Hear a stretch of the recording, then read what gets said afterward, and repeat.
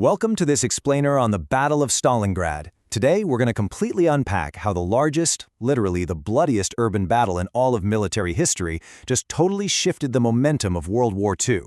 We'll dive into how a single ruined city on the Volga River broke the myth of German invincibility for good. To really wrap our heads around the massive scale of this conflict, we've got to talk about the human cost. Over 1.1 million. That is the number of casualties suffered by the Soviet Red Army alone. To put that into perspective for you, that single battle cost more lives than the total United States losses in the entirety of the Second World War. And that staggering human cost brings us to the core mystery of our explainer today. How exactly did the defense of this one specific city bring Hitler's supposedly unstoppable armies to a grinding, screeching halt? So, what actually happened here? Section 1. The Quest for Oil.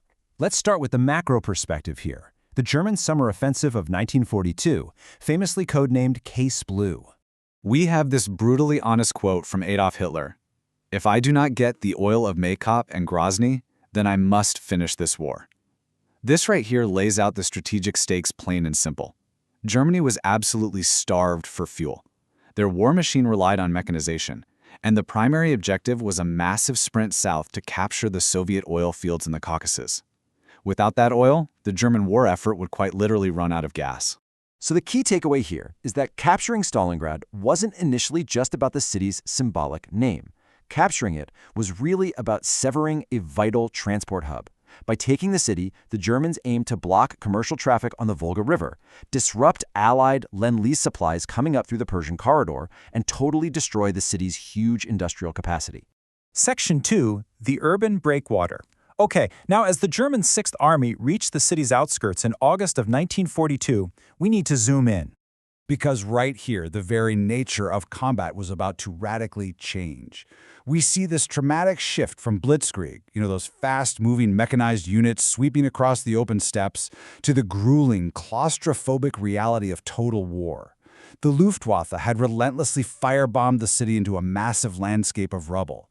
But ironically, that exact destruction created the perfect defensive terrain for the Soviets. The fighting rapidly devolved into what became known as Rattenkrieg, or Rat War. It was this chaotic, suffocating street fight. Heavy tanks just couldn't maneuver through the pulverized stone. It was a terrifyingly new environment, where survival was measured in meters, not miles. And Soviet commander Vasily Chuikov actually purposefully weaponized this destruction. He realized, as he noted, that the buildings acted like breakwaters, breaking up the advancing enemy formations. He used the pulverized remains of his own city to neutralize the German armor advantage. The ruins literally became fortresses.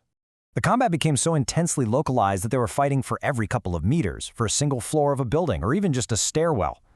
The Soviet defenders adopted this terrifying tactic where they'd allow German tanks to get right on top of them. Why?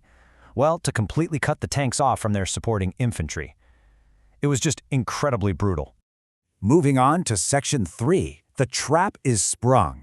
While the German forces were exhausting their manpower fighting for literal piles of rubble, the Soviet high command was secretly preparing a massive trap. When we break down the troop buildup on the Stalingrad axis in November of 1942, we see the exact moment the tide shifted. Now, while manpower was pretty even, right around 1 million men on each side, the material advantage in tanks, guns, and mortars had shifted decisively in favor of the Soviets. They had quietly built up this massive, concealed reserve force, just waiting to strike. And that buildup culminated in Operation Uranus. Starting on November 19th, the Soviets unleashed a massive double pincer movement. They specifically targeted the less equipped Romanian and Allied units guarding the German flanks. And wow, it was fast. In just 4 days, by November 23rd, the Soviet forces linked up, completely encircling 250,000 Axis troops. By February 2nd, the exhausted and starving German 6th Army finally capitulated. But despite the desperate situation, Hitler explicitly forbade a tactical retreat, effectively dooming the 6th Army. He demanded they hold the city at all costs, relying on a deeply flawed promise that the Luftwaffe could supply the trapped army from the air. As we know, that airlift was a massive failure. Which brings us to Section 4, the tide turns. Let's zoom back out to the macro level now. This devastating encirclement resolved the entire arc of the Axis war machine, from immense hubris down to absolute humiliation. Looking at the strategic aftermath, the crucial point is that the Axis forces permanently lost the strategic initiative on the Eastern Front. The entire German Sixth Army was destroyed, with around 235,000 men captured. Now, Army Group A did manage to escape complete encirclement down in the Caucasus, but the psychological blow was fatal. Both the German officer corps and the general public completely lost faith in a final victory. And then we come to the sheer human cost. The weight of this tragedy is almost incomprehensible. With estimated casualties reaching over 800,000 for the Axis and well over 1.1 million for the Soviets, we're talking about nearly 2 million casualties across both sides. It stands as a grim, staggering monument to the devastating cost of ideological warfare. As we wrap up this explainer, I want to leave you with a question. German intelligence actually repeatedly warned their high command about the massive Soviet troop buildup before Operation Uranus, but those warnings, they were completely ignored.